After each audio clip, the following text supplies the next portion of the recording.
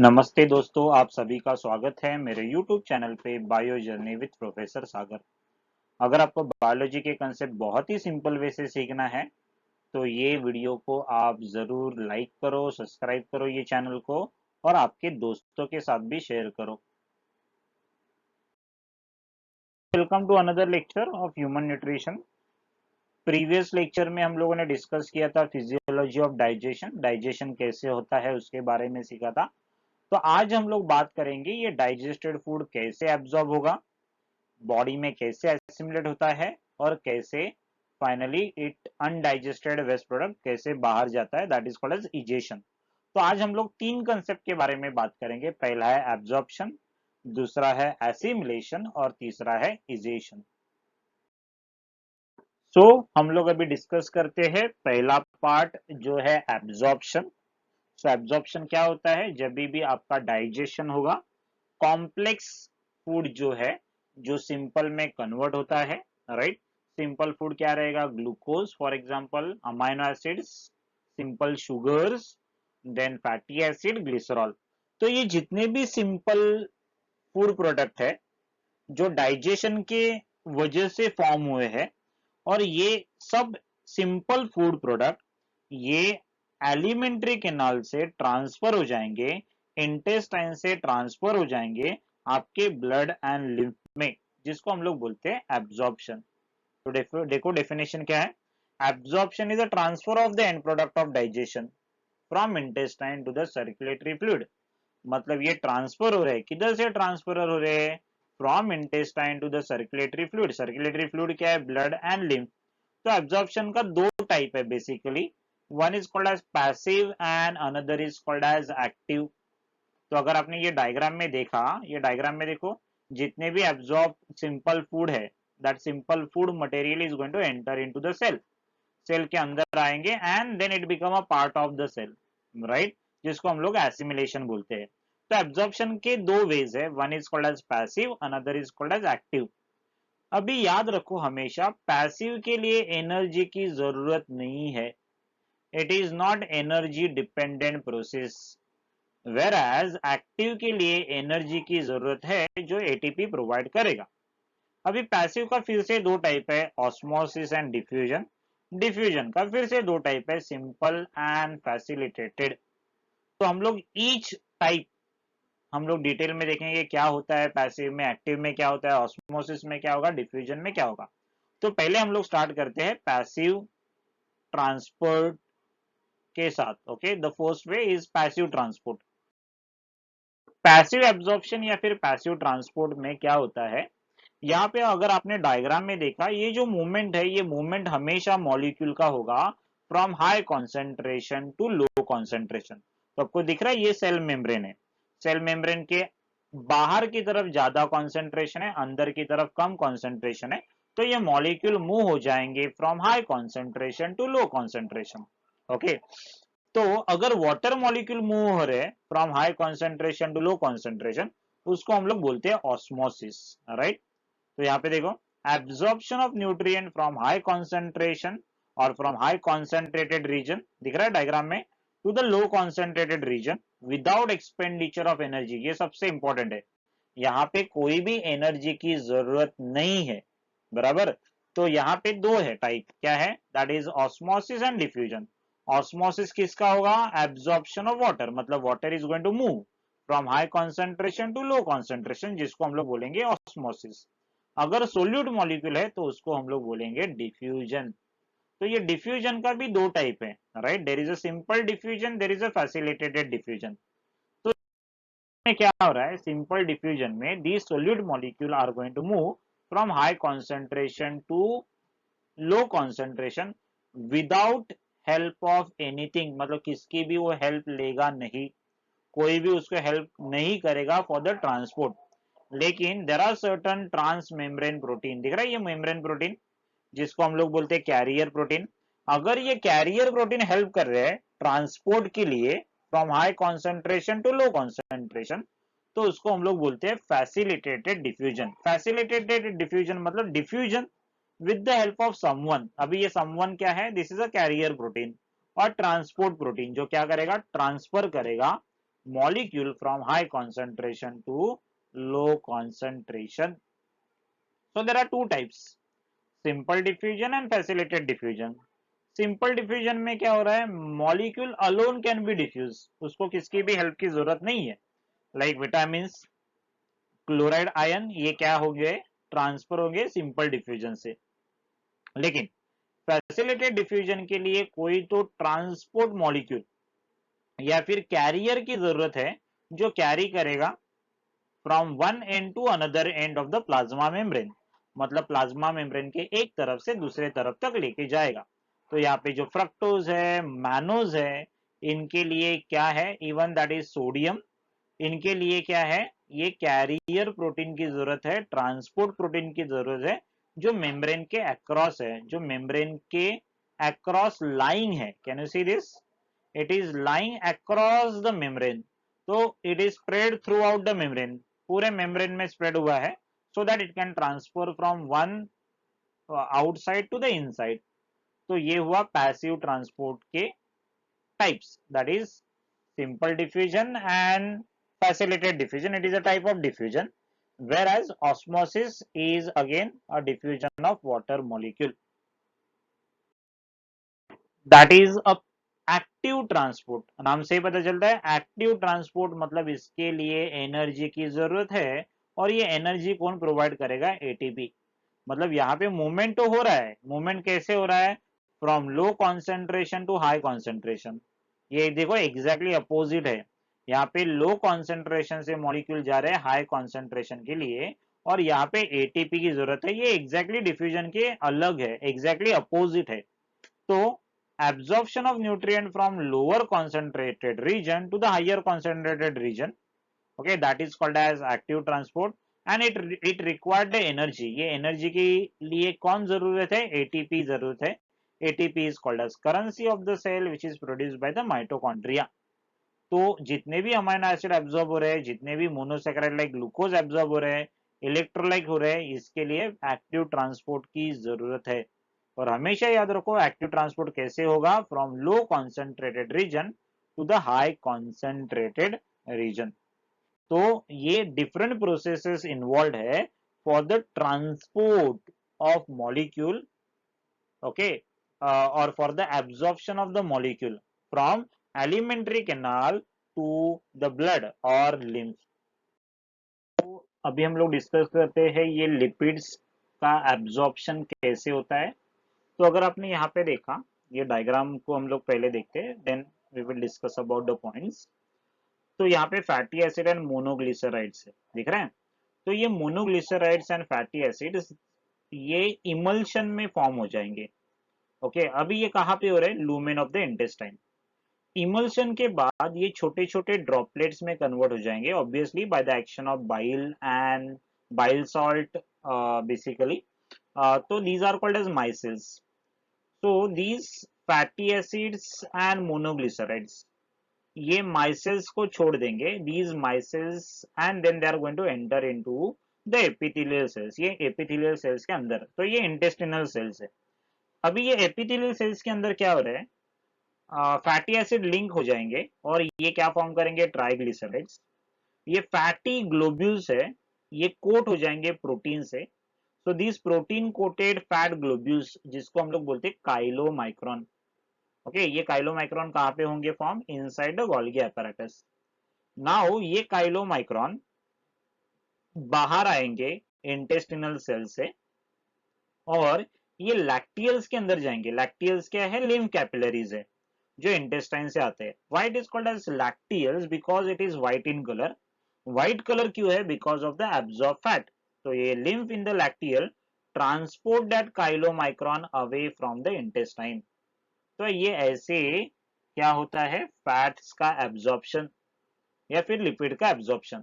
Monoglyceride, diglyceride, fatty acid can not be absorb directly, ये directly absorb नहीं होते, because they are not water soluble, they are water insoluble. So bile salt and phospholipids उसको किसमें convert करेंगे, into the small spherical water droplet called as micelles. अभी micelles जब भी अंदर जाएंगे उसके बाद में क्या है, they are going to converted into small protein coated molecule called as chylomicron, दिख रहा है यहाँ पे काइलोमाइक्रॉन, यस यस। तो ये काइलोमाइक्रॉन क्या है, दे ट्रांसपोर्टेड इनटू द लैक्टियस, दिख रहा है ये लैक्टियस के अंदर आ रहे हैं, and then chylomicron enter into the blood. Ultimately ये लैक्टियस कहाँ पे ओपन हो जाएगा, ब्लड में, या फिर ब्लड कैपिलरीज में, या फिर ब्लड वेसल्स में ओपन होता है। हमेशा याद रखो, कोई भी लिम्फ कैपिलरी रहने दो, कोई भी लिम्फेटिक वेसल रहने दो, ये अल्टीमेटली ब्लड वेसल में ओपन होता है। सो ये काइलोमाइक्रॉन कहाँ पे, ब्लड में। तो यहाँ पे इनडायरेक्टली एब्जॉर्प्शन हो रहा है किसका, that is fatty acids, monoglyceride, diglyceride, triglycerides etcetera. Okay, then हम लोग अभी देखेंगे what are the absorption of different parts of alimentary canal. मतलब कौन कौन से पार्ट में कौन कौन से molecules are get absorb. Okay, तो ये टेबल इंपॉर्टेंट है, जो टेबल मैंने बनाया एनसीईआरटी और अपना महाराष्ट्र गवर्नमेंट का टेक्स्ट बुक यूज करके। तो यहाँ पे जो पहला कॉलम है दैट इज ऑर्गन, दूसरा कॉलम है प्लेस ऑफ एब्जॉर्प्शन और कौन कौन से सब्सटेंसेस एब्जॉर्ब होते हैं। तो माउथ में the mucosa of the mouth and lower side of the tongue into the blood capillaries में एब्जॉर्प्शन होगा। किसका एब्जॉर्प्शन होगा, certain drug like pain killer, aspirin. Okay, तो ये क्या हो जाएगा, एब्जॉर्ब हो जाएगा माउथ के म्यूकोसा में या फिर टंग के नीचे ब्लड कैपिलरीज में। सेकेंड ऑर्गन है स्टमक। स्टमक के अंदर क्या है, गैस्ट्रिक म्यूकोसा है। ये गैस्ट्रिक म्यूकोसा क्या एब्जॉर्ब करेगा, water, electrolyte, alcohol, drug like aspirin, इसको भी एब्जॉर्ब करने का काम कौन करेगा, ये गैस्ट्रिक म्यूकोसा। स्मॉल इंटेस्टाइन में क्या है, ब्लड कैपिलरीज एंड लैक्टियल्स है। ये ब्लड कैपिलरीज में क्या क्या जाएगा, glucose, fructose, galactose, amino acid, minerals, water soluble vitamin. Okay, water soluble vitamin are vitamin B and C. whereas lacteal में क्या ऑब्जर्व होगा, lipid and fat soluble vitamin, that is A D E K, right. तो ये सब absorption कहाँ पे हो रहा है, स्मॉल इंटेस्टाइन। मतलब स्मॉल इंटेस्टाइन एक ऐसा एरिया है जहां पे मैक्सिमम एब्जॉर्प्शन हो जाएगा, राइट। उसके बाद में लार्ज इंटेस्टाइन का जो म्यूकोसा है, लार्ज इंटेस्टाइन में एब्जॉर्प्शन ऑफ न्यूट्रिएंट नहीं होगा, लेकिन there will be absorption of water, there will be absorption of the electrolyte sodium and chlorine. There are certain drugs, some vitamins can absorb into the large intestine. Okay, but vitamins ka concentration is very low. Mostly electrolyte and water are absorbed.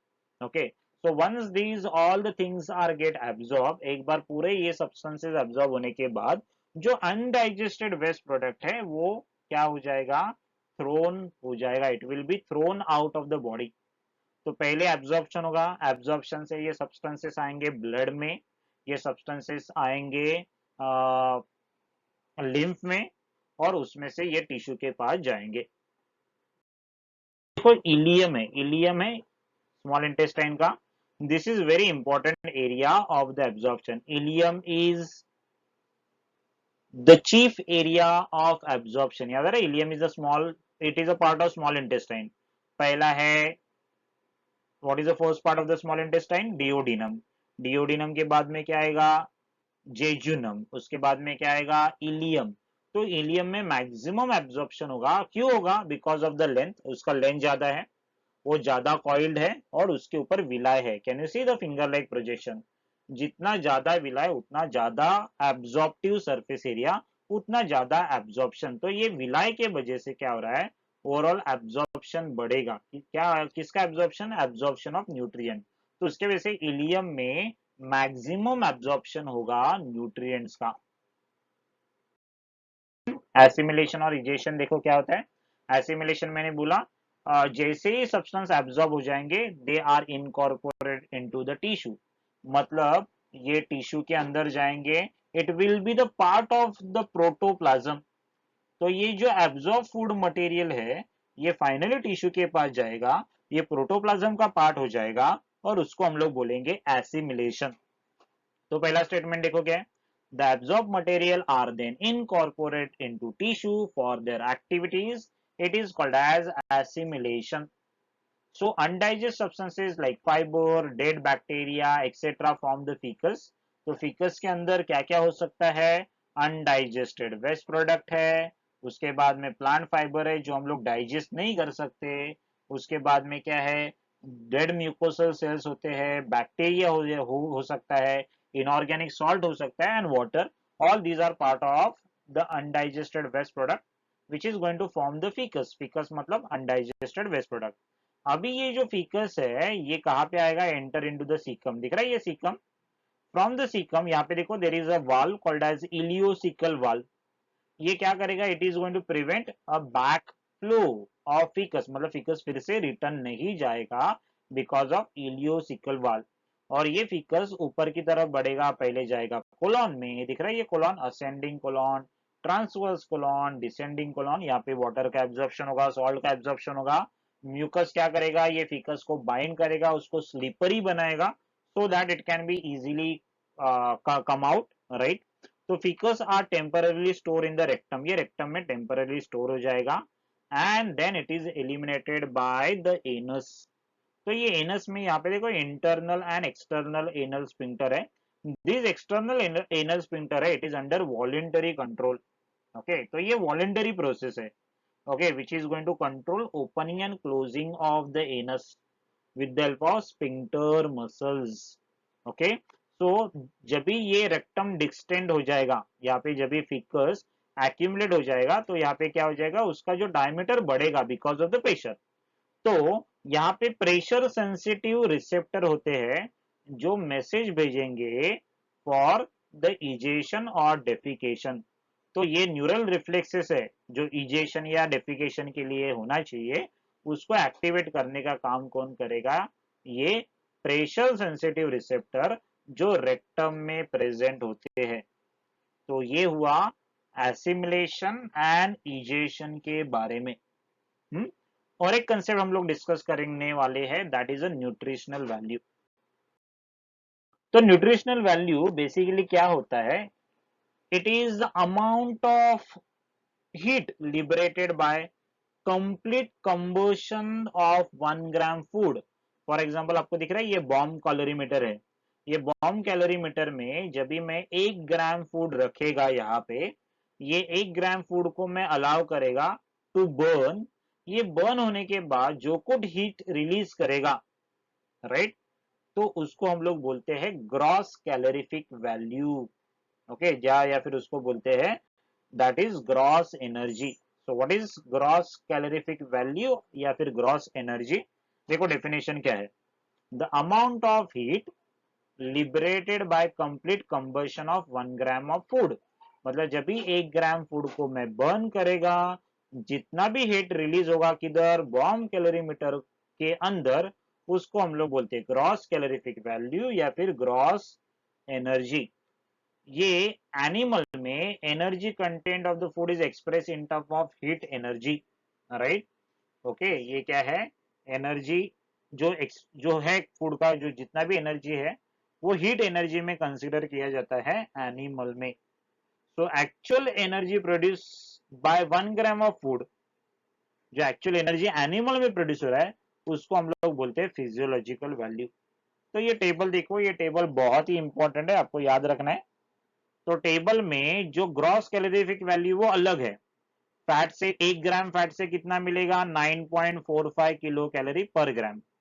लेकिन ये gross calorific value किधर है, bomb calorimeter का value है।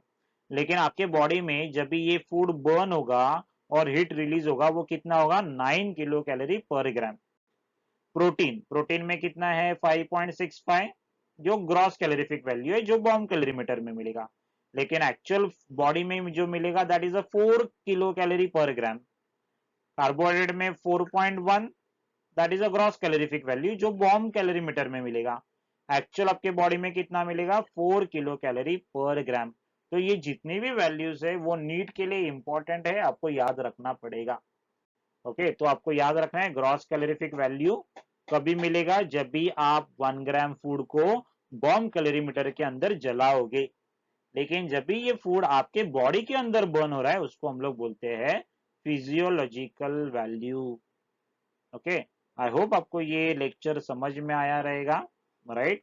मैंने बहुत ही simple way से explain किया है, बहुत सारे पॉइंट्स हम लोगों ने कवर किया है।